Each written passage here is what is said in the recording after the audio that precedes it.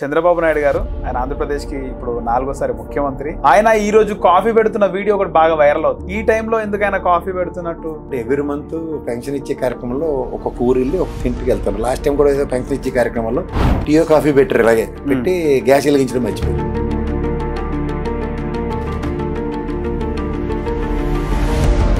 పిల్లలకు కూడా కాఫీ నేర్పించారా? ఇంకా లేదు కదా, వాళ్ళేనా కాఫీ నేర్పించలా? ఇప్పుడు ఆంధ్రప్రదేశ్లో కూటమి ప్రభుత్వం ఉంది కదా సార్, ఎట్లుందంటారు? కూటమి ప్రభుత్వంలో గ్యాప్లు ఉన్నాయా? ఉంటాయి కదండి, గ్యాప్లు లేక. పరిపాలనలో ఎవరు బాగా పరిపాలిస్తున్నారు సార్, అది అనలిస్ట్ చెప్పండి. అంటే మొన్న చంద్రబాబు నాయుడు గారు మార్కులు ఇచ్చారు కదా అందరికీ.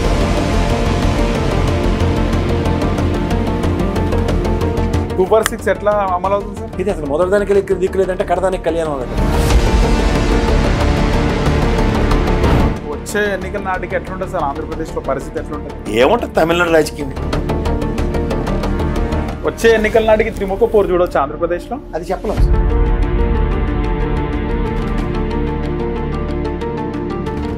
నమస్తే, వెల్కమ్ టు సెన్సిటీవీ. నేను నరేష్.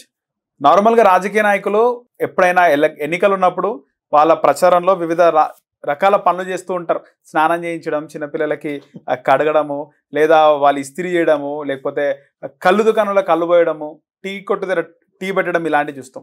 కానీ ఆంధ్రప్రదేశ్ ముఖ్యమంత్రి చంద్రబాబు నాయుడు తాజాగా కాఫీ పెడుతున్న ఒక వీడియో సోషల్ మీడియాలో ట్రెండ్ అవుతుంది. ఈ అంశం మీద మాట్లాడదాం. మనతో పాటు అనలిస్ట్ కేఎస్ ప్రసాద్ గారు ఉన్నారు, మాట్లాడదాం. సార్ నమస్తే. నమస్తే అండి సార్. చంద్రబాబు నాయుడు గారు ఆయన ఆంధ్రప్రదేశ్కి ఇప్పుడు 4వ ముఖ్యమంత్రి. ఆయన ఈ రోజు కాఫీ పెడుతున్న వీడియో ఒకటి బాగా వైరల్ అవుతుంది. ఈ టైంలో ఎందుకైనా కాఫీ పెడుతున్నట్టు? అంటే ఎవ్రీ మంత్ పెన్షన్ ఇచ్చే కార్యక్రమంలో ఒక ఊరిల్లి ఒక ఇంటికి వెళ్తారు. లాస్ట్ టైం కూడా ఏదో పెన్షన్ ఇచ్చే కార్యక్రమంలో టీయో కాఫీ పెట్టారు, ఇలాగే పెట్టి గ్యాస్ వెలిగించడం మర్చిపోయారు. అలాగే ఇది కూడా ఏదో మొత్తానికి కింద మీద పడి ఆయన కాఫీ తాగడం, టీ తాగడం. ఇప్పుడు ఎవరైనా ప్రజల్లో మమేకం అవడానికి మీరు ఇందాక చెప్పినట్టు ఉపోద్ఘాతంలో ఈ రాజకీయ నాయకులు ఎలక్షన్స్ ముందు ఇంటింటికి పోవడం, ఇస్త్రీలు చేయడం, దోశలు వేయడం, కళ్ళు పోయడం, టీలు పెట్టడం, ఇలాంటివన్నీ చూస్తున్నాను. ఇది పొలిటికల్ స్టంట్లు, ఇది పార్ట్ అండ్ పార్సల్స్ కింద ఇంటింటికి వెళ్ళి పెన్షన్ ఇచ్చే కార్యక్రమంలో వాళ్ళ జన్మభూమి కమిటీల అనాలో తెలుగుదేశం కార్యకర్తలతోనూ వినూత్నంగా ఈ కార్యక్రమానికి తెరలేపారు. ఇందులో గమనించవలసిన విషయం ఏంటంటే, ఎక్స్చెక్కర్ నుంచి తీసుకెళ్తున్న ట్రెజరీ డబ్బులు ఏ ప్రాతిపదిక మీద ఇండివిజువల్స్ పంచుతున్నారు, ఇది ప్రశ్నించవలసిన విషయం. తెలుగుదేశం కార్యకర్తలు ఎవరైతే ఉన్నారో వాళ్ళు పంచుతున్నారు, వాళ్ళకి ఏ కెపాసిటీతో.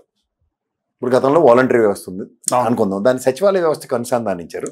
సచివాలయంలో ఒక 50 ఏళ్ళకి ఒక వాలంటరీ కాబట్టి 50 ఏళ్ళకి నువ్వు డబ్బులు పంచు అన్నది అనుకోండి, జవాబుదారీతనం కనబడింది. అందులో ప్లస్ అండ్ మైనస్లు ఏమన్నా పట్టుకోగలుగుతారు.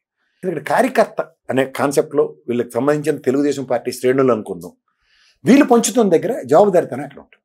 ఒక ఎమ్మెల్యే గారు, లేదంటే ఒక మినిస్టర్ గారు, లేదా చీఫ్ మినిస్టర్ గారు, ఇలాంటి వాళ్ళు శ్రేణులు అందరూ సమాయత్తమే పంచుతున్నారు అనుకోండి. ముఖ్యమంత్రి గారు అంటే జవాబుదారీతనం ఉంటుంది, మంత్రులు అంటే జవాబుదారీతనం ఉంటుంది, ఎమ్మెల్యే గారు వాళ్ళు మొత్తం గ్రామంలో 2200 మందికి పంచలేరు కదా. ఒక మండలంలో ఎన్ని గ్రామాలు ఉంటాయో తెలుసు.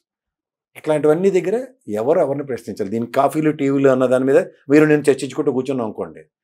ఎక్స్చెక్కర్ దగ్గర జవాబుదారీతనం ఏది? కర్మగాలి రేపు ఎల్లుండో ₹1 తేడా వచ్చింది అనుకోండి, ఎవరు మళ్ళీ? స్కిల్ డెవలప్మెంట్ కేసులు ఇదే కదా చంద్రబాబు గారికి నెత్తికి చుట్టుకుంది.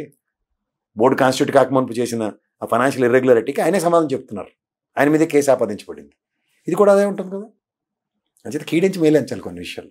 మీరు కాఫీలు, టీలు చూస్తున్నారు, నేను వెనకాల ఎక్స్చెక్కర్ డబ్బులు ముఖ్యమంత్రి గారు కాకుండా మిగిలిన వాళ్ళు ఎవరు, వాళ్ళ జవాబుదారీతనం ఎక్కడ? ఓకే, ఇది చాలా ఇంపార్టెంట్. ఓకే. ఇప్పుడు ఆంధ్రప్రదేశ్లో కూటమి ప్రభుత్వం ఉంది కదా సార్, ఎట్లుందంటారు? కూటమి ప్రభుత్వంలో గ్యాప్లు ఉన్నాయా? ఉంటాయి కదండి, గ్యాప్లు లేక. ఎక్కువగా పవన్ కళ్యాణ్ గారే షైన్ అయినట్టుగా కనబడుతుంది మనకి. ఇప్పుడు ఒక పెద్ద గీత చిన్న గీత అని ఉంటుంది. లోకేష్ కనబడకపోయేసరికి పవన్ కళ్యాణ్ కనబడతాడు. మీరు లోకేష్ ఎందుకు కనబడతలేడు మరి? ఏమో ఆయన ఖాళీ లేకపోయి ఉండొచ్చు, ఏదో పనిలో ఉండొచ్చు.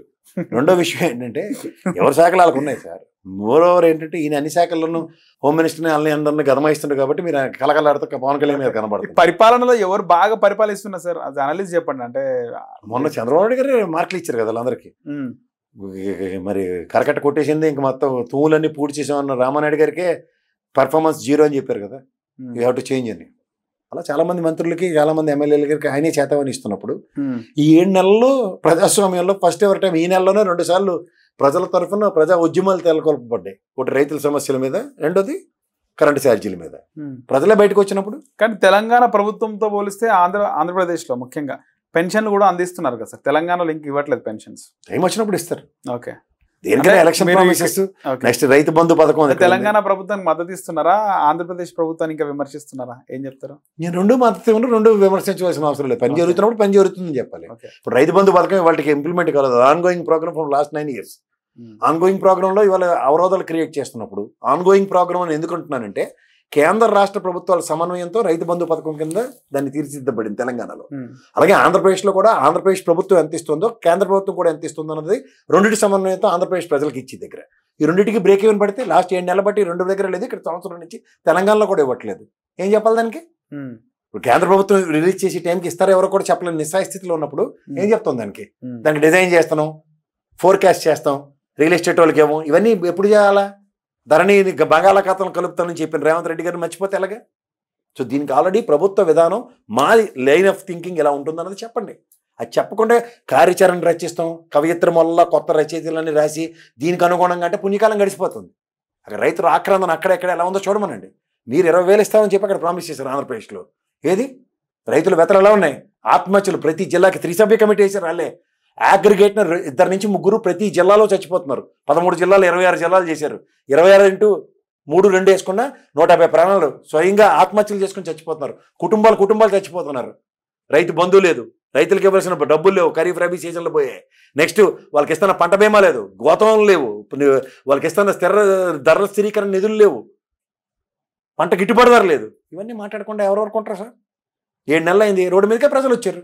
ఒకళ్ళు రైతుల రూపంలో వచ్చారు, ఒకళ్ళు సామాన్య ప్రజల రూపంలో కరెంట్ ఛార్జీలు, ట్రూప్ ఛార్జీలు 17,150 బాధేస్తాయి. ఇంకే ప్రభుత్వానికి ఏ కాంట్రాక్ట్ సర్టిఫికేట్? సూపర్ 6 ఎట్లా అమలు అవుతుంది సార్? ఇది అసలు మొదటిదానికి దిక్కు లేదంటే కడదానికి కళ్యాణం అన్నట్టు. 6 అని మీరు చెప్పితే మన నిన్న ఇండియా పెర్ఫార్మెన్స్ లాగే ఉంటుంది. ఆయన ఎత్తిసారు రెడ్డి గారిని, ఓహో మొత్తం నిలబెట్టాడు, ప్రాణాలు నిలబెట్టాడు, అందరూ దండాలు ఎట్టించుకున్నారు, బ్రహ్మాండమైన కామెంటరీ ఇచ్చారు. 2 ఇన్నింగ్లు ఎవరు నచ్చినట్టు ఆడాడు. పనికిమాల ఆట. వచ్చే ఎన్నికల నాటికి ఎట్లుంటుంది సార్ ఆంధ్రప్రదేశ్లో పరిస్థితి? ఎట్లుంటుంది? ఏముంటుంది? తమిళనాడు రాజకీయమే. 2 ఎలక్షన్స్ బట్టి చూస్తే ఎవడైనా మీలాంటి జర్నలిస్ట్ మాకు చెప్పాలి ఎలా ఉంది. ఖచ్చితంగా తమిళనాడు రాజకీయం ఒకసారి 23 ఇచ్చేయాలని కూర్చోబెట్టి, సరే 11 ఇచ్చేయాలని కూర్చోబెట్టారు. నెక్స్ట్ టైం 1 కూర్చోబెడతారు, ఏం చేస్తారో అలాగే తెట్లనే ఉంటుంది. 5 సంవత్సరాలు జరగబోయేది ఇప్పుడు ఎవరు చెప్పగలుగుతారు సార్? అంటే నేను ఏమంటున్నా సార్, కూటమిలో ఇప్పుడు ఉప ముఖ్యమంత్రిగా పవన్ కళ్యాణ్ ఉన్నారు. ఆయన ఏమన్నా ఇప్పుడు కొన్ని వార్తలు వస్తున్నాయి, నెక్స్ట్ ఎన్నికల్లో జగన్మోహన్ రెడ్డి పవన్ కళ్యాణ్ ఇద్దరు కలిసి పోటీ చేస్తారు. ఆయన జగన్మోహన్ రెడ్డి గారు తత్వం, ఆయన పరిస్థితి చూస్తే ఈసారి ఆపడడానికి ఆ బీజేపీ ఎన్డీఏ కూటమిలో జాయిన్ అయితేనే ఆయనకి నెల్లేరు మీద నడకయింది. కొన్ని చూడండి సార్ పరిణామాలు, ఆయన ఎలా కండక్ట్ అవుతున్నాడు అన్నది. ఈజ్ నాట్ ఏదైనా ఉంటే సపోర్ట్ బయట నుంచి ఇస్తామనే చెప్తున్నాడు. సో గతంలో పవన్ కళ్యాణ్ ఆహ్వానించింది కదా sir Jaganmohan Reddy. Sir Jaganmohan Reddy strategy మీరు మొన్న ఎలక్షన్స్లో గమనించగలిగితే మొదల్లోంచే తొంచడానికి ప్రయత్నం చేసాడు అతను. ఓకే, ఎందుకు? అతన్ని ప్రొవోక్ చేసి ఇండిపెండెంట్గా కనుక పవన్ కళ్యాణ్ నిలబడి ఉంటే గ్యారంటీగా ఎలక్షన్ చాలా డిఫరెంట్గా ఉండదు. తెలుగుదేశంకి అంత కన్సిడరేషన్ ఉండదు. పవన్ కళ్యాణ్ వల్ల ఓటు బ్యాంక్ డిస్టర్బ్ అయ్యి ఉందను. ఓవరాల్గా అతని పని సులువై ఉందను. కానీ ఎప్పుడైతే అతను మెలడోన్ అయ్యాడు పవన్ కళ్యాణ్, ఖచ్చితంగా అతను ఈజ్ అలైన్డ్ విత్ ఎన్డీఏ కూటమి, ఆయనే సంధానకర్త అయ్యాడు. సో దానివల్ల ఏమవుతుందంటే ఉపద్రవం వైఎస్ఆర్సీపీకి వచ్చింది. సో ఒకసారి నిలదొక్కున్న తర్వాత ఏమవుతుంది? ప్రత్యామ్నాయం అయిపోయాడు అతను. ఇప్పుడు మీరు ఎంత కాదన్నా Pawan Kalyan he's become is emerged himself as a party. ఒకప్పుడు 0 స్థానాలు అసలు ఉనికి లేని దగ్గర నుంచి 10 ఏళ్ల ప్రస్థానంలో ఏం చేశారు? ఏదో లేని దానికి వచ్చే ఎన్నికల నాటికి త్రిముఖ పోరు చూడొచ్చు ఆంధ్రప్రదేశ్లో. అది చెప్పలేము సార్. చాలా విపరీతమైన మీరు అన్నట్టే గతంలో పవన్ కళ్యాణ్ విపరీతమైన ఇప్పుడు ఉన్న బీజేపీ స్ట్రాటజీస్ కనుక మీరు ఆద్యంతం గమనించగలిగితే, ఒకటి జమిలీ నడుస్తుంది, రెండోది వాళ్ళు స్థిరంగా ఒక ప్రభుత్వాన్ని ఎక్కడ మనశ్శాంతికి ఉంచరు. అవును, ఓ షిండే లెటోని ఎక్కడో దగ్గర పెడతారు. షిండే ఎవరైనా అవ్వచ్చు, వచ్చే ఎన్నికల నాటికి. ఎన్నికల దాకా కూడా ఉండదు వాళ్ళకి, అంత ఓపిక ఉండదు. ఇప్పుడు మీకు 2 yearsకే ఏదైనా అవ్వచ్చండి. ఎందుకంటే ఇప్పుడు మీకు తెలుగుదేశాన్ని ఒకసారి గమనించండి. రాష్ట్ర ప్రయోజనాల పరిరక్షణలో కనుక పొర్రపాటున ఎక్కడో దగ్గర బ్రేక్ ఏమైనా ఉంటుంది కదా. ఉదాహరణ స్టీల్ ప్లాంట్, పోలవరం, ఇవన్నీ నెత్తికేసుకుని వచ్చారు ఈసారి. అమరావతికి ఏంటి, ఏదో వరల్డ్ బ్యాంక్ 15,000 కోట్లు ఇస్తారు ఏదో చెప్పి తప్పించుకున్నారు. అది ఎక్కడో దగ్గర బ్రేక్ పడింది అనుకోండి సార్, వీళ్ళు అడుగు ముందుకెళ్ళపోతే గతంలో ధరం పోరాట దీక్షలు మొదలెడతారు. అప్పుడు ఏమవుతుంది? వాళ్ళు ఊరుకుంటారా? వీళ్ళ వల్ల వాళ్ళ ప్రభుత్వం ఉంది, వీళ్ళు ఎప్పుడైతే వాళ్ళ మీద తిరగబడ్డారో వాళ్ళు వీళ్ళ మీద తిరగబడడానికి ఛాన్స్లు ఉంటాయి కదా. అప్పుడు షిండే లెటర్ని తెస్తారు. ఆ షిండే ఎవడైనా వచ్చు. అంత శివసేన పార్టీలో రాల్ ఠాకరే గారు వాళ్ళ కొడుకులు ఉంటుండగా కూడా ఆయన ఎవరంటే షిండే లెటర్ తయారవుతాడని ఎవడన్నా కళ్ళ కూడా ఊహించాడు, ఆయనే ఊహించుంటాడు. అలాంటి పరిణామాలు ఉంటాయి. బీజేపీ ఉన్నంతకాలం ఏ రాష్ట్రంలోనూ వాళ్ళకి అబంధ హస్తాల్లో రాష్ట్రం లేనప్పుడు వాళ్ళని ఎలా కెలకాలన్న దాని మీద ఉంటారు. 2014 తర్వాత జరిగిన పరిణామాలు మళ్ళీ జరిగే అవకాశం ఉంటుంది అంటారా ఈసారి? ఎందుకు 2014లో ఏం జరిగాయి? 14 తర్వాత విడిపోయినారు కదా సార్ మళ్ళీ కూటమి. లాస్ట్ 1 year విడిపోయారు అంతేనా? అది 2 years అనుకుంటా. లాస్ట్ 2 years జగన్మోహన్ రెడ్డి రెచ్చగొడితే విడిపోయినారు. ఈయన ఎవడో రెచ్చగొడితే రెచ్చిపోవడానికి చంద్రబాబు గారు చిన్న బాలబొప్పే. ఆయనకున్న అనుభవంలో ఆయనకి జరుగుతున్న ఆయనకే తెలుసు కదా. ఆయన అభివాదించి ఏటీఎం పోలవరంలో దోపిడీ చేసేవన్నీ మాడింది నేను మీరు కదా సార్, నరేంద్ర మోడీ గారు మాడారు. సో అవన్నీ చూసుకున్న తర్వాత వాళ్ళ పరిణామాలు గ్యారంటీగా రెడీ చేసుకుంటారు. మీరు అన్నట్టు గతంలో పవన్ కళ్యాణ్ 0, సో ఆయన విడిగా పోటీ చేసిన పెద్ద ఎఫెక్ట్ లేదు. కానీ ఈసారి బలంగా ఆయనకు బలం చేకూరింది కదా సార్. ఈసారి ఆయన ఒక ఆల్టర్నేటివ్ గా ఎన్నికలకు వెళ్తే ఎట్లుంటది అంటారు? కష్టం సార్, అంత ఈజీ. ఎందుకంటే క్యాస్ట్ ఈక్వేషన్స్ తో మీరు ఒకసారి తెలంగాణలో వచ్చిన ఫలితాలు త్రిముఖపూర్లో భాగంగా బీజేపీ, కాంగ్రెస్, బీఆర్ఎస్ ఎట్లా అయిందో. ఇప్పుడు ఇక్కడ ఒకటి మాట చెప్తా. మీరు 2009 అనుకుంటా, ప్రజారాజ్యం పార్టీ కనుక మీరు ఒకసారి గమనించగలిగితే, ప్రజారాజ్యం పార్టీలో కాపు సామాజిక వర్గ నాయకులు ఆ పార్టీ పట్ల చిరంజీవి గారి మీద ఒక ఐకానిక్ పర్సనాలిటీ కింద ముందుకెళ్ళారు. కానీ ఇక్కడ రివర్స్ జరిగింది. సామాజిక వర్గం కోసం పవన్ కళ్యాణ్కి ఇంకొక ఆల్టర్నేటివ్ లేని సిచ్యువేషన్ క్రియేట్ చేశారు. ఎందుకంటే మహానుభావుడు వంగవీటి మోహన్ రంగ గారు చనిపోయిన తర్వాత దే ఆర్ సెర్చింగ్ ఫర్ ఒక పర్సనాలిటీ కావాలి వాళ్ళకి. అది ఎవరైనా అవునండి. గతంలో ముద్రగడ గారు అనుకున్నాం, హరిరామ్ జోగి గారు ఇలాంటి వాళ్ళు అనుకున్నప్పుడు అవన్నీ మిస్ఫేర్ అయ్యాయి.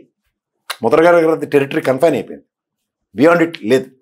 దాసనారాయణ గారు ఉన్నప్పుడు కొంత చెల్లుబాటు ఉందేమో, కానీ తదనంతరం ఏంటంటే ఎంతసేపు నేను నా అని ఆ టైప్ సిండ్రోమ్లు అడాప్టబిలిటీ కష్టం.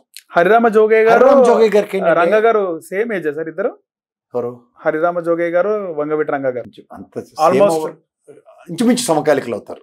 ఇంకా చిన్నోడా లేకపోతే రంగ గారు చిన్నే ఉంటారు. చిన్న కదా. హరిరామ జోగయ్య గారికి ఏంటంటేనండి, ఆయనకి సామాజిక వర్గం పట్ల కన్సర్న్ ఉంది. కేఎస్ఎస్ అని, అంటే కాపు సంక్షేమ సమితి అని గ్రాస్ రూట్ లెవెల్లో ఎస్టాబ్లిష్ చేసుకుంటూ వచ్చారు. కానీ ఆయనకి టేక్ ఆఫ్ చేయడానికి సరైన నాయకత్వం లేరు. మీకు అర్థమైంది? క్షేత్రస్థాయి నిర్మాణం బాగానే చేసుకున్నారు సామాజిక వర్గ పరంగా. బట్ ఎప్పుడైతే ఇది కన్సాలిడేట్ అయ్యే దగ్గర అది పొలిటికల్ అలైన్మెంట్ కావాలి, అప్పుడు ఒక లీడర్ కావాలి. ఈయనకి వయసు అయిపోయింది పాపం. 2-3 గంటలు అంపసాయి మీద పడుకుంటాను కానీ 40 నిమిషాలు కూర్చొని మాట్లాడలేరు. ఎవరికైనా వయసే కదా సార్, ఎవరికైనా కులం కన్న తల్లిలాంటిది. ఇక్కడ ఏమైందంటే ఆల్టర్నేటివ్ మెకానిజంలో కన్సిడరేషన్ ఈసారి పవన్ కళ్యాణ్ గారికి ఇవ్వకపోతే మనకు ఉనికికే ప్రమాదం ఉన్న దగ్గరకు వస్తుంది. ఎందుకంటే సబ్జుడిష్ లాగా ఎక్కడో దగ్గర కన్ఫైన్ అవుతున్నారు వాళ్ళు.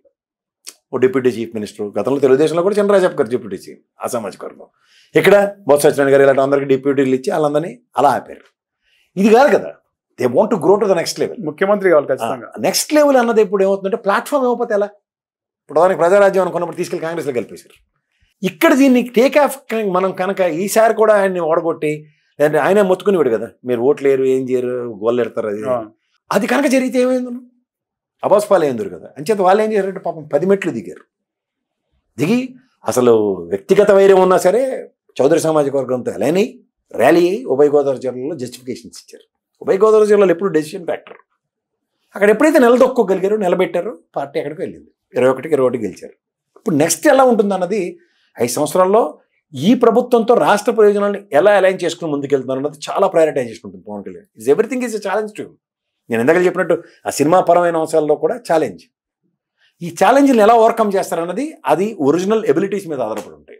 అప్పుడు లేయర్ డైమెన్షన్స్ బయటకు వస్తాయి. అప్పుడు మీరు అన్నట్టు థర్డ్ ఆల్టర్నేటివా, లేకపోతే ఈ himself is the alternative for people around, అలాంటివన్నీ ఎస్టాబ్లిష్ అవుతాయి.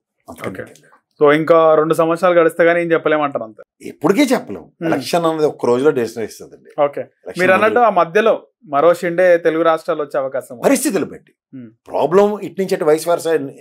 నువ్వు కొట్టినట్టు నేను గిల్లినట్టు నటించినంతకాలం బాగానే ఉంటుంది. నీ పొట్టలో వేలెట్టినా అంటే వాళ్ళకి ఖచ్చితంగా కలుస్తాయి. రైట్ సార్, ధన్యవాదాలు సార్.